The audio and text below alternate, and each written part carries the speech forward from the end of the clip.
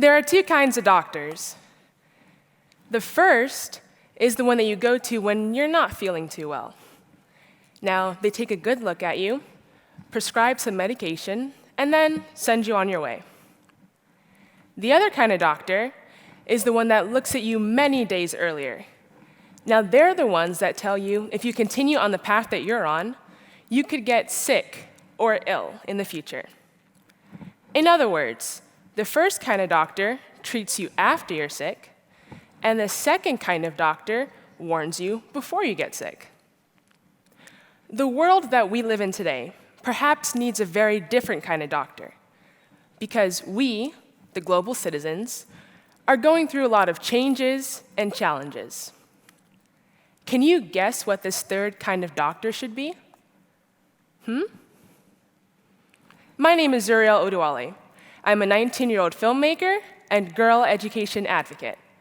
I was born and raised in Los Angeles, California, and when my schoolwork allows it, I also lend my voice as a global peace envoy in areas such as across the African continent and the Middle East. No, I didn't invent anything. I didn't create anything, I don't sing, and I'm not an entertainer. So, what do? Well, I dream. Sort of. Here's a short story that I want to share with you all, and it's actually my very first time telling this story. On May 25th, 2013, a 10-year-old girl, followed closely by her 8-year-old younger sister, were navigating their way around the new $200 million African Union headquarters building in Addis Ababa, Ethiopia. Now, they were by far the smallest in size and the youngest in age out of everyone in that complex, a building that was swarming with over 70 heads of state, so presidents and prime ministers, 54 from the African continent, and others from places like Brazil, Jamaica, and leaders from the European Union. Now, they had all gathered to celebrate the 50th anniversary of the African Union. So why were these two girls there? Well, it was because they believed, as small and as young as they were, that they had something to say. And they had serious questions to ask in order to better understand the world around them.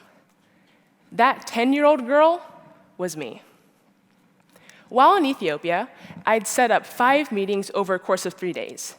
My first meeting was with President Uhuru Kenyatta of Kenya, who was actually just sworn into presidency a few days prior to our meeting. I then met with President Jorge Fonseca of Cape Verde. President Salva Kiir Mayardit of South Sudan also agreed to sit down with me. I had some ideas to share and talk about with President Goodluck Jonathan of Nigeria. And my last meeting, the most profound, and also the only woman leader, was with President Ellen Johnson Sirleaf of Liberia. Now, that last meeting, that's the story.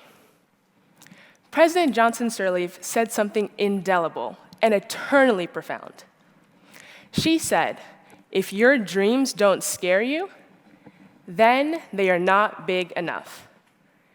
Now, here I was thinking I was doing something special, setting up meetings with 5 different presidents, and she hits me with this amazing speech about if my dreams don't scare me.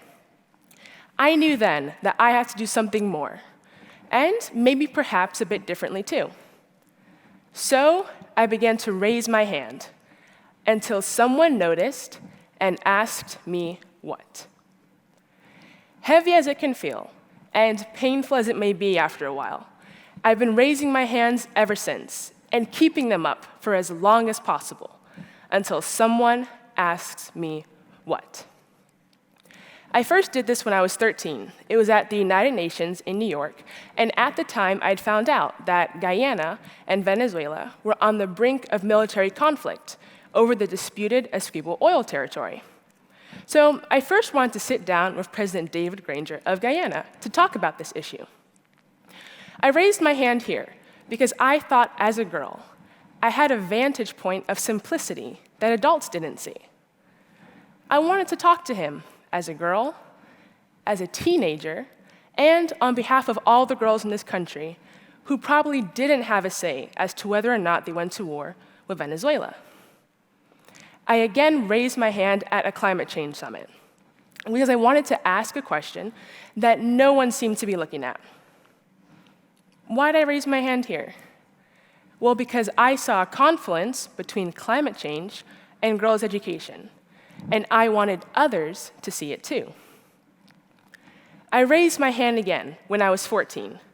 This time, I was talking about US policy and the ways that it could affect the well-being of girls around the world, in places like the Caribbean and the African continent. Soon after that, I met with Secretary of State John Kerry, and he listens to what I have to say. Then again in 2018, I was 16 at the time, and I learned that Mozambique had one of the highest rates of girl marriage in the world, according to UNESCO. I raised my hand because I wanted to sit down with their president, Felipe Nyusi, to show myself as an example of what an educated girl can do, and also talk about the importance of letting the girls in this country stay to school and not get married young. Guess what? Just 16 months after that first meeting, and with the help of many others, Mozambique formally outlawed girl marriage in the country.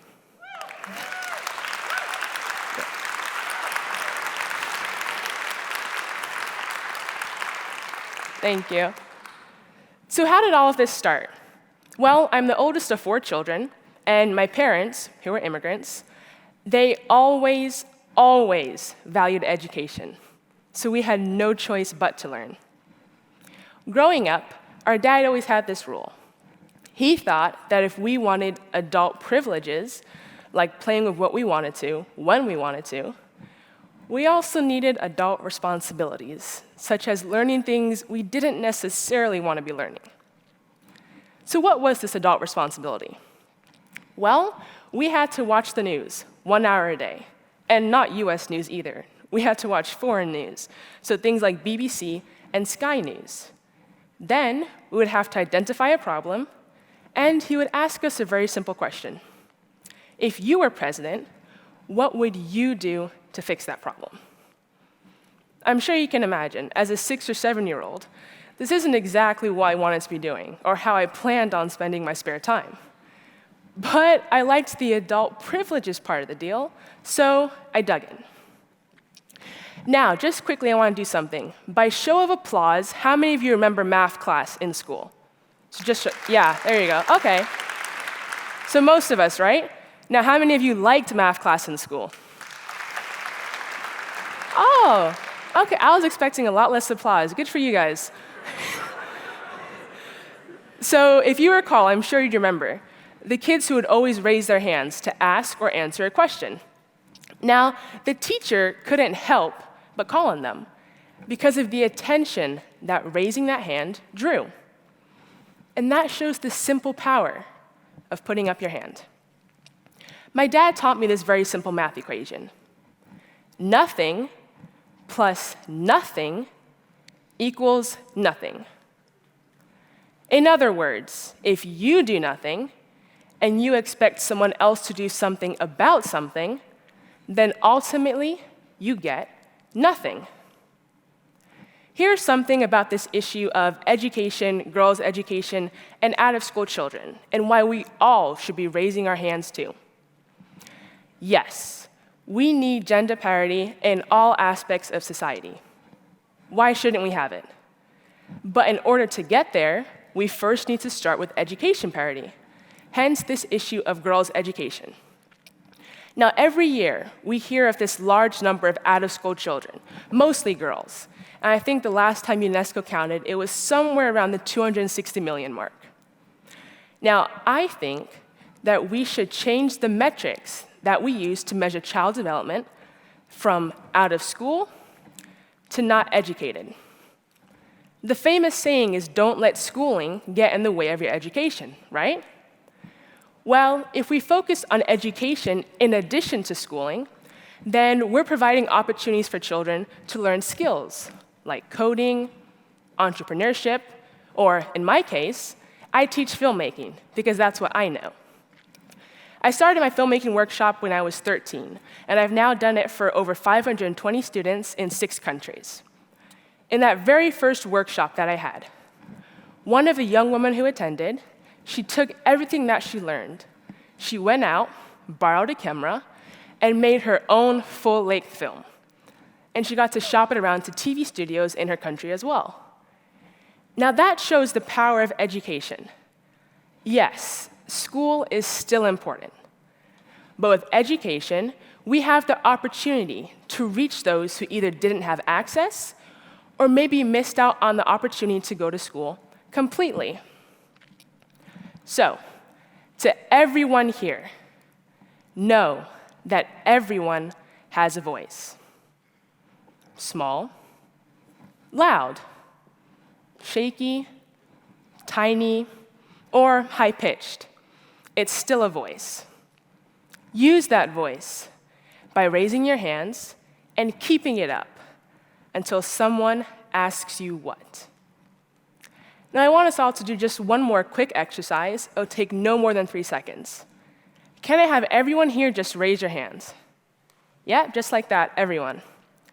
Now, imagine how much attention that would draw. It's that simple. And when they ask you what, speak, because your voice matters. Remember at the beginning, I said that there were 3 kinds of doctors. Well, that third kind is you. Yes, you and me. It's the kind that makes you whole.